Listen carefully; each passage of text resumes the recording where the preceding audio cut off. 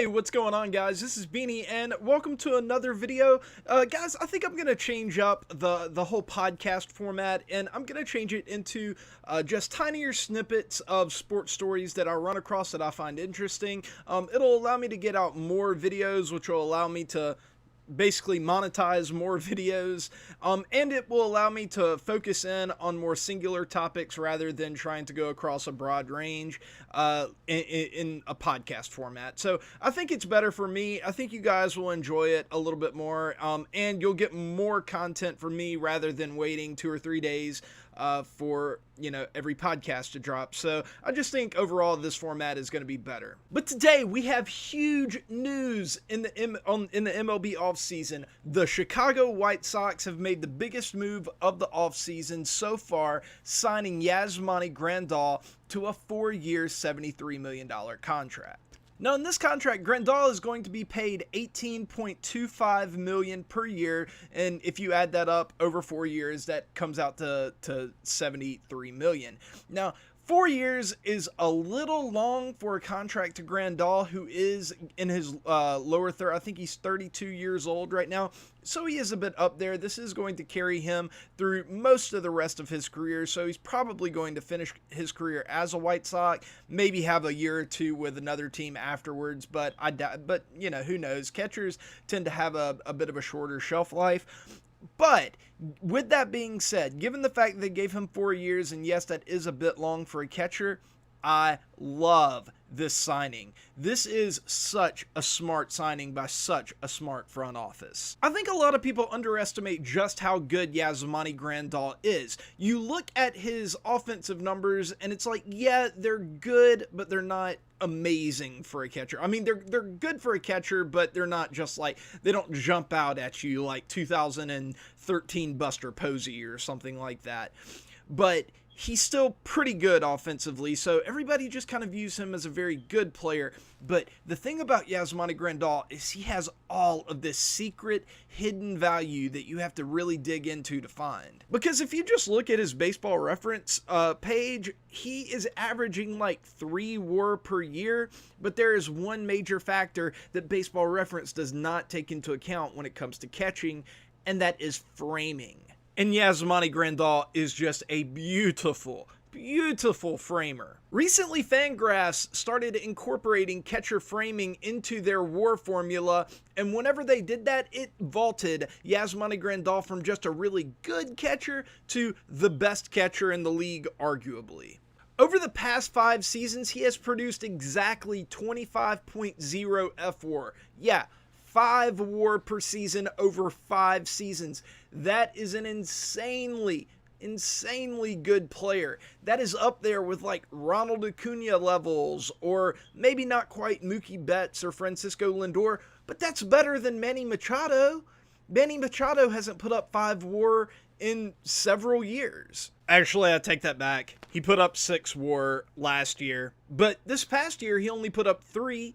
And then 2 years ago, he only put up 2. So you get what I'm saying. Being able to consistently put up 5 WAR is immensely valuable. And to get that for $18 million a year is a bargain. And like I said, a good chunk of that value comes from his framing. Now, Baseball Prospectus has a stat called framing runs above average. And according to that stat, Grandal has averaged each season for the past 4 seasons around 25 framing runs above average per season. And so what that means is basically any amount of runs above average when it comes to any statistic is worth about, for every 10 runs, it's worth about 1 win. So that means just from Yasmani Grandal's framing, he has been worth 2.5 wins per year. Add on top of that the fact that he is a well above average offensive catcher, and you have an immensely valuable player. This is also, by the way, the reason why Tyler Flowers is a lot more valuable than people seem to think when they're talking about the Braves, for example.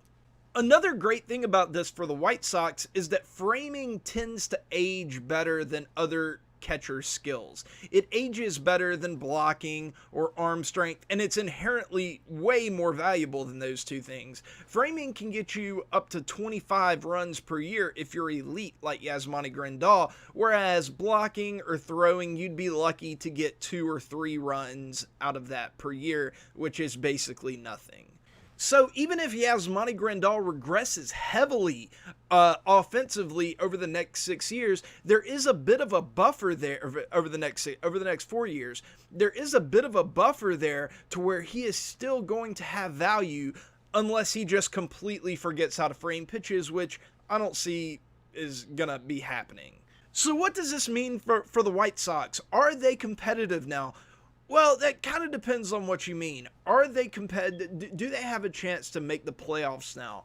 Absolutely. I think that this vaults them, maybe not by itself. Maybe they need a couple other moves to get there fully, but I think that this vaults them from being a top 10 draft pick team to being a playoff competitor in the division that they're in. If they were in the AL East, I would say no, but since they're in the AL Central, I think that they can definitely compete with the Indians and with the Twins.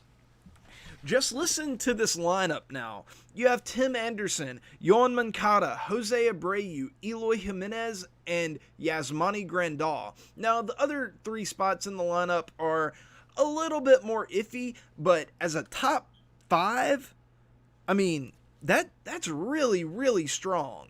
They also have a sneaky good bullpen with names like Jace Fry, Aaron Bummer, Kelvin Herrera, Alex Colomb.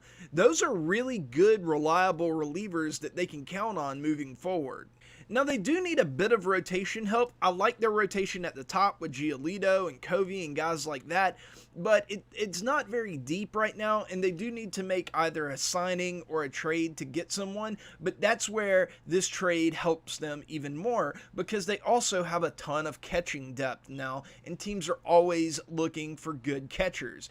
And right now, they have Yasmani Grandal, who's probably going to start 130 games at least next year, and they have James McCann and Zach Collins behind them, 2 pretty highly regarded catchers that could be traded away to get help in other areas of need like the starting rotation or potentially the outfield.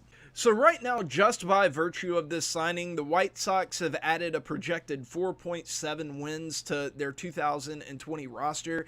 That's what Grandal is projected to produce next year, and that might even be a little bit conservative given how he's done the past 5 years. I mean, only by a half win or so, but still maybe a tad bit conservative, even though that's kind of always how Zips is. But right now, I absolutely think that they can win the AL Central. The Indians are going to be looking to cut payroll potentially. The Twins have a roster that it's hard to tell just how sustainable it's going to be without offseason acquisitions.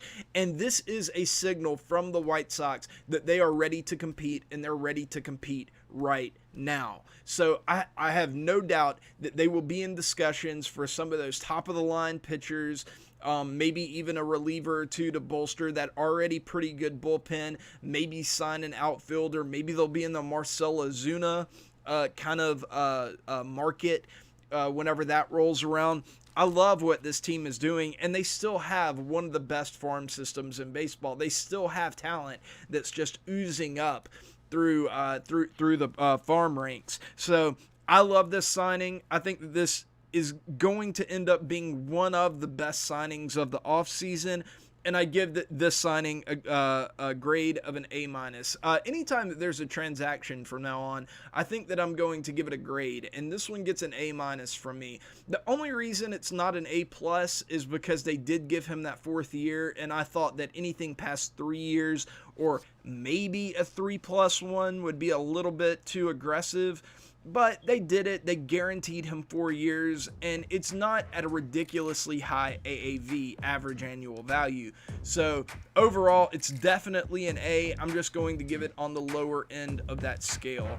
I think that this is going to be one of the best value signings of the offseason. Good job, White Sox. I really wish that it was the Braves that had done this, but what can you do? We got Will Smith and Chris Martin. But anyways, guys, that is going to do it for this video. I'm trying to talk as long as I possibly can so that I can get this video to 10 minutes and put in those sweet mid-roll ads. I don't know if I got there. I am going to have to edit this up. I may not have, but then I'll just have to extend the end card so I can get there, so I can make you guys watch your ads and make me money.